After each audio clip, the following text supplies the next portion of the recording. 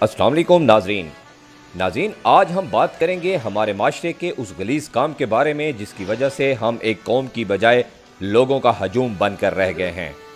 इंसानियत नाम की चीज़ हमारी कौम में ख़त्म होती जा रही है। नाज़रीन, आप ये वीडियो देखें, ये एक क्लर्क रंगे हाथों रिश्वत लेते पकड़ा गया है। ज़रा इसका चेहरा गौर से देखें, इसकी पेशानी पर सजदे के निशान हैं।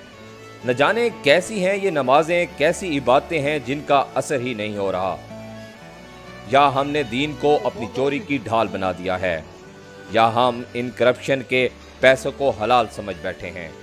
नाज़रीन, मुल्क पाकिस्तान में करप्शन का बाजार गर्म है। कुछ लोग तो पकड़े जाते हैं और सामने आ जाते हैं, और ज़्यादातर कानून और खुदा के डर को अपने से बालातर समझते हैं। हमारे मुल्क में करप्शन को लीगल समझा जाने लगा है, और ये बात बहुत खतरनाक है। इसके खिलाफ हर शहरी को आवाज़ उठाना होगी, बेनकाब करना होगा मुल्क दुश्मन अनासिर को। मज़ीद अपडेट्स के लिए देखते रहिए बी न्यूज़।